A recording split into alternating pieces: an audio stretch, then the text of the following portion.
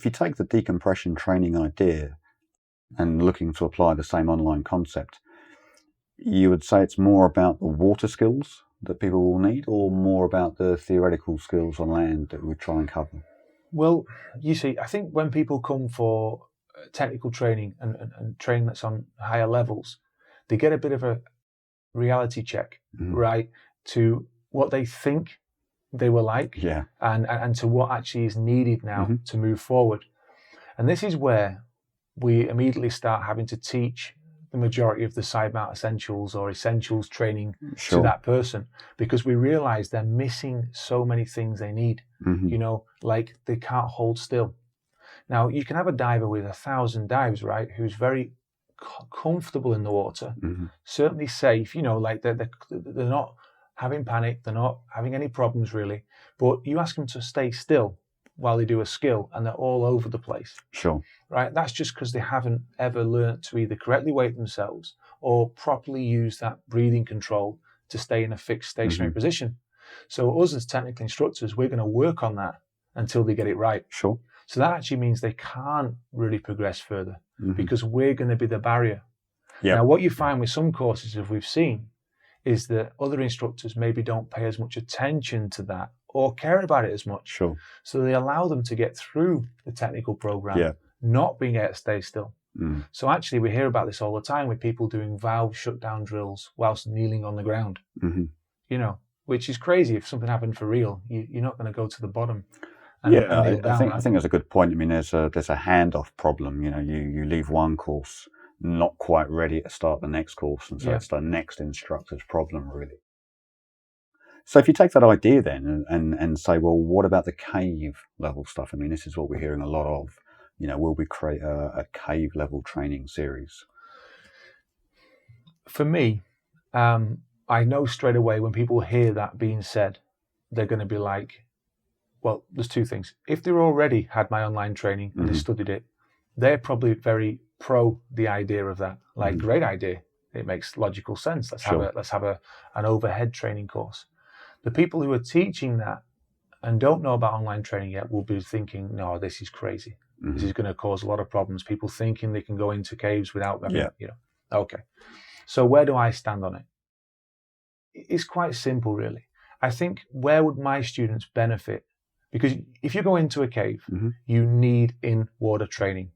End of story. You have to take, that instructor is there for the guidance and your safety, right? But also to develop the skills and really look after you in that environment. That's why you generally pay quite a lot of money for that higher level training, you know.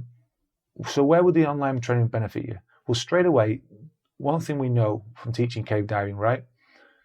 People get a bit of a shock on day 3 or day 4 of a cave course when you ask them for the first time to take a reel and start making tie-offs now and connect to a cave line that might exist in a cave, or run their own line that cave divers can follow.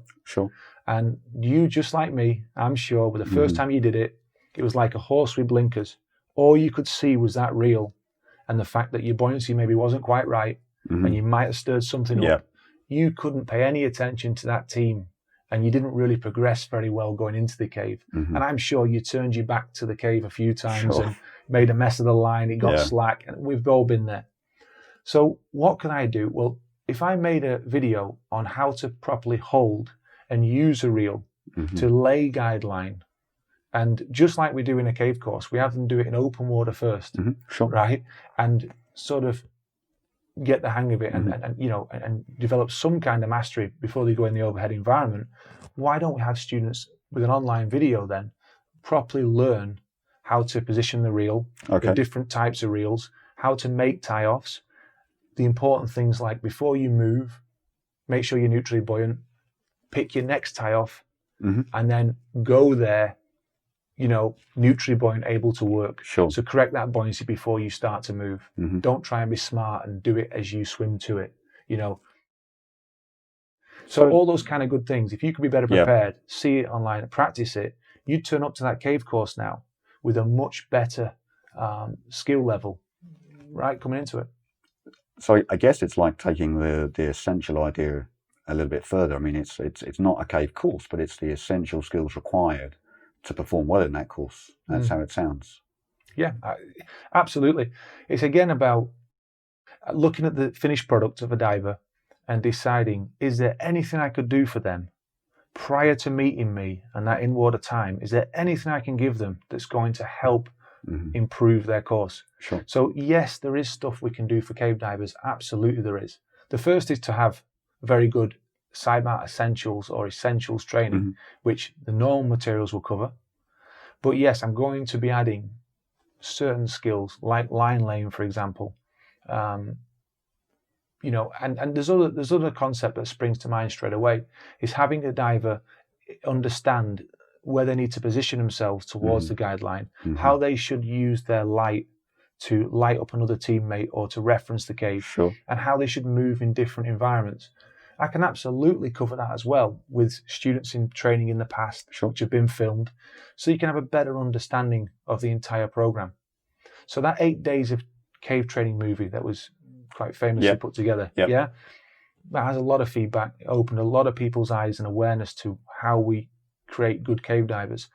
I'm actually going to be taking that a step further and explaining more with a voiceover what's going on there behind the scenes and adding a bit more to pad that out. So that's going to be the starting point for how I do that, actually. Okay. Yeah.